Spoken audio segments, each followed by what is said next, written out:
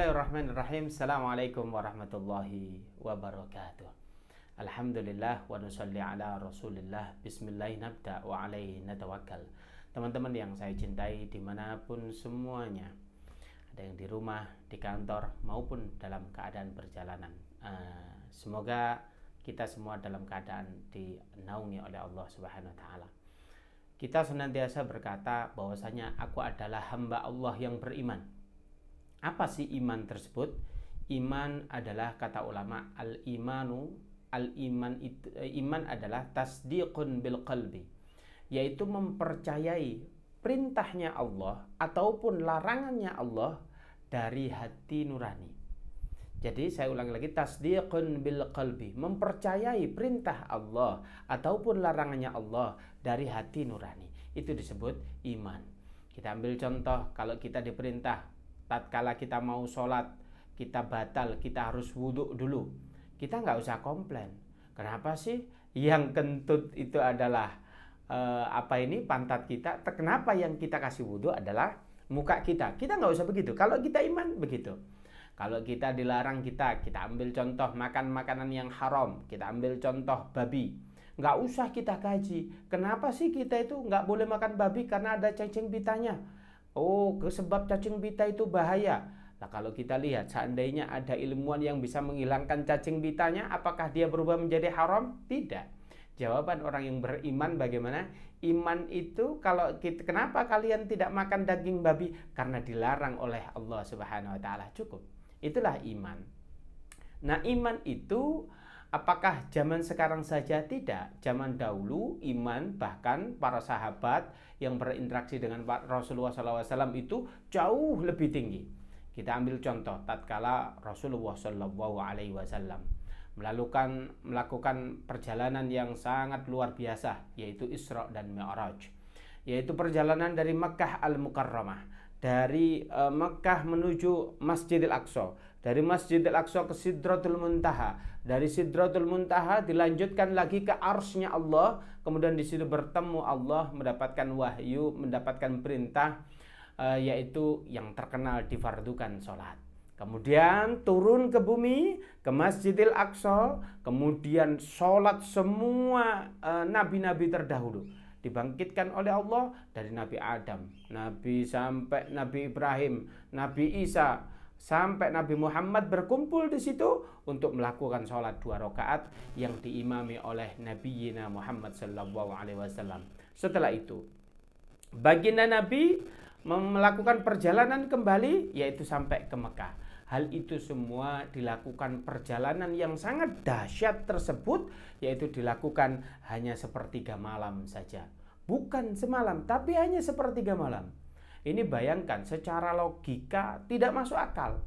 Bayangkan dari Mekah ke Madinah, dari Mekah ke Masjidil Aqsa saja, kalau seandainya perjalanan normal pakai onta, itu bisa 1 bulan lebih. Itu pun kalau ontanya nggak sakit. Kalau kakinya sakit, bisa 3 bulan itu ya. Makanya itu perjalanan di luar nalar manusia.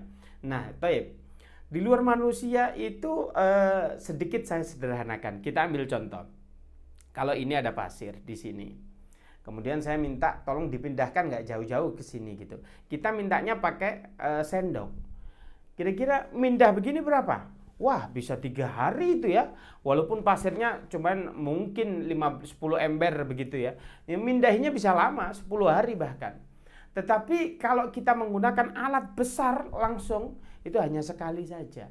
Maknanya Allah penggenggam waktu. Nggak ada bedanya antara waktu Mekah, waktu Masjidil Aqsa, sampai Sidratul Muntaha, sampai arsy-Nya Allah. Sehingga Allah yang menggenggam waktu, sehingga waktu tidak ada artinya bagi Allah Subhanahu wa Ta'ala. Maka pada saat itu, setelah Rasulullah SAW difardukan sholat, setelah pulang dari Masjidil Aqsa, kemudian di Mekah, kemudian Rasulullah tatkala pagi itu duduk termenung. Kalau bahasa sekarang, orang habis perjalanan jauh dari, jangankan keluar angkasa, keluar negeri begitu aja, atau keluar kota masih jet lag begitu ya. Nah, ini masih kalau orang Jawa itu bilangnya tenger-tenger begitu ya, jet lag begitu ya teman-teman. Melihat begini, disamperin sama seseorang. Yang mana seseorang ini beliau tidak suka dengan baginda Nabi Muhammad SAW. Beliau senantiasa menanya-nanya agar supaya tahu kelemahannya baginda Nabi. Siapa dia? Yaitu disebut Abu Jahal. Abu Jahal atau Abu Hisham, bahkan dia begitu ya, dia itu disebut Abul Hakam, orang yang sangat bijaksananya dulunya. Kenapa kok disebut Abu Jahal? Karena sampai dia mati dia tidak iman. Ini maknanya dia bodoh karena berinteraksi dengan Rasulullah, tapi dia tidak memiliki hidayah dari Allah Subhanahu wa taala. Maka seumur hidup dia disebut Abu Jahal. Suatu ketika Abu Jahal datang, "Wahai Muhammad, ada apa engkau termenung?" "Iya, saya itu tadi malam itu melakukan perjalanan yang sangat dahsyat." "Dahsyat bagaimana?" "Iya, saya itu dari Mekah, kemudian ke Masjidil Aqsa, kemudian saya ke Sidratul Muntaha ditemani oleh Jibril sama Buraq. Nyampe Sidratul Muntaha, Jibril dengan Buraq di situ, saya sendirilah ke arsy-Nya Allah, dan di situ saya difardukan sholat." Wah, Abu Jahal langsung nyari idenya berlian, ngomong begini, "Wah, ini luar biasa sekali ini." Tapi pada dasarnya Abu Jahal takjubnya itu bukan ingin membela Rasulullah, melainkan bagaimana ingin mengedonkan Rasulullah di hadapan khalayak umum. Oh, ini peristiwa penting Muhammad, oleh karena itu ayo kita kumpulkan ini orang-orang, nanti kamu harus cerita ini. Wah, oke lah kalau gitu. Habis itu apa? Nabi Muhammad nunggu di sini ada sebuah tempat, yang mana sebuah tempat itu biasanya lapangan begitu ya. Terus di sini ada gunung, namanya Jabal, tapi kalau di Indonesia saking kecilnya bukan disebut gunung, kalau di kita gumuk gitu ya, kalau orang Jawa bilangnya gumuk. Nah, di sini biasanya di tempat ini biasanya ada orang yang mengumumkan sesuatu, hal-hal yang penting. Misalkan anaknya raja lahir, ada suku apa yang sangat terkenal apa segala macam, ada raja meninggal, baru diumumkan di sini. Semua dikumpulkan. Nah, kemudian baginda Nabi juga dikumpulkan di situ. Tapi ada pemandangan yang aneh. Kenapa dalam satu gunung yang kecil itu ada baginda Nabi Muhammad, kok ada Abu Jahal? Nggak mungkin ini kok bisa bersatu begitu kan? Kemudian Abu Jahal ini, "Wahai Muhammad, tunggu dulu. Ini kok ada yang nggak lengkap begitu ya?" Nah, setelah nggak lengkap, "Oh ya apa? Ini Abu Bakar kok belum ada?" Kemudian dicari.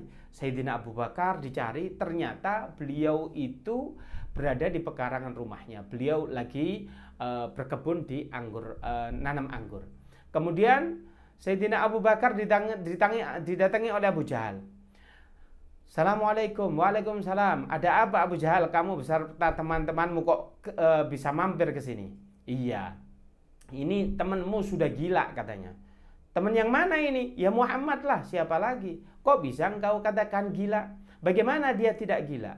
Dia mengatakan perjalanan dari Masjidil Haram ke Masjidil Aqsa ke Sidratul Muntaha ke arsy-Nya Allah, balik lagi sampai ke sini itu cuma sepertiga malam. Ini kan nggak masuk akal."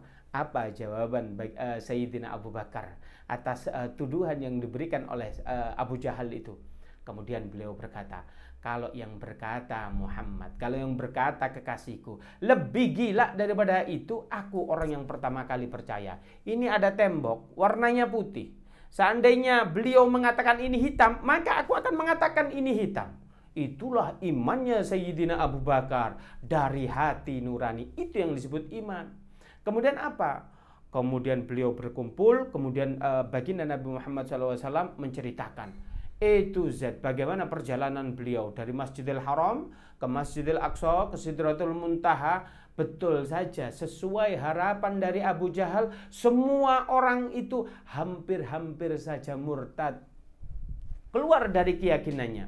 Yang tadinya hampir memeluk Islam atau yang sudah memeluk Islam hampir-hampir saja murtad. Karena apa? Apa yang diceritakan oleh baginda Nabi kayak nggak masuk akal.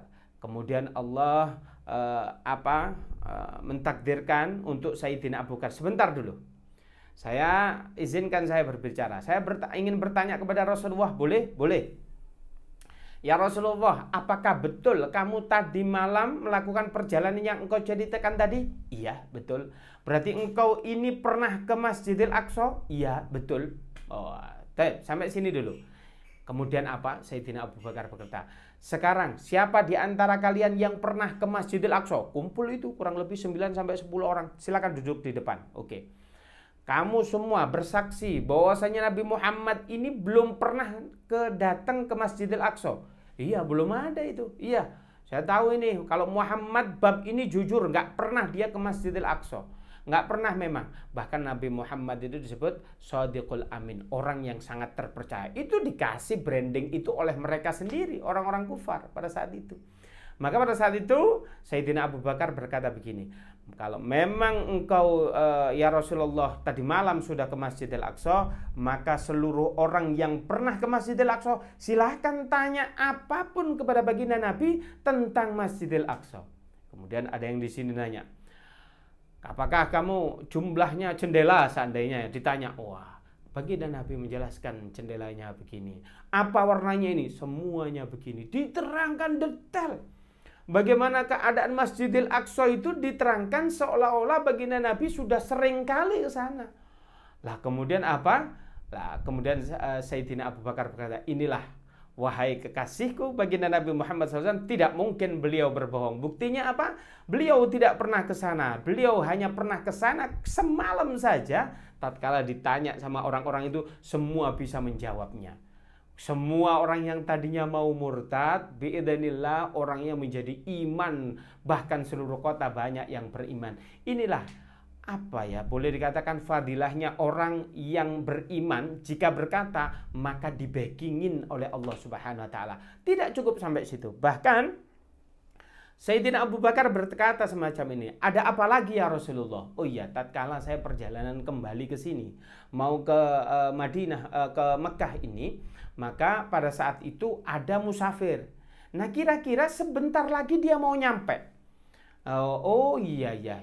Kemudian musafir itu tadi ontanya salah satunya dia itu mau kesasar, mau nyasar begitu. Kemudian diarahkan oleh baginda Nabi Muhammad SAW. Bahkan topinya pun diarahkan, air minumnya sempat diminum oleh baginda Nabi Muhammad SAW. Oh iya, kalau begitu Abu Jahal langsung bergegas. Kalau gitu ayo kita ke gerbang pintu kota Makkah. Kemudian ditunggu. Betul saja. Tidak lama dari itu para musafir datang. Kemudian musafir itu datang ditanya, apakah engkau dari Masjidil Aqsa? Iya, lo kamu kok tahu? Udah, kamu nggak usah banyak tanya. Jawab aja iya apa enggak, kata orang-orang yang ada di situ. Kan bingung itu ya. Baru nyampe, ditungguin banyak orang begitu. Apakah tadi ontamu kesasar? Lo kok tahu? Jawab aja. Iya. Apakah topimu itu? Iya. Loh, ini kok kalian tahu semua? Maka penduduk Mekah pada saat itu alhamdulillah barokahnya satu orang yang imannya luar biasa. Melalui dari situ Allah memberikan iman kepada orang-orang yang lain. Itulah iman.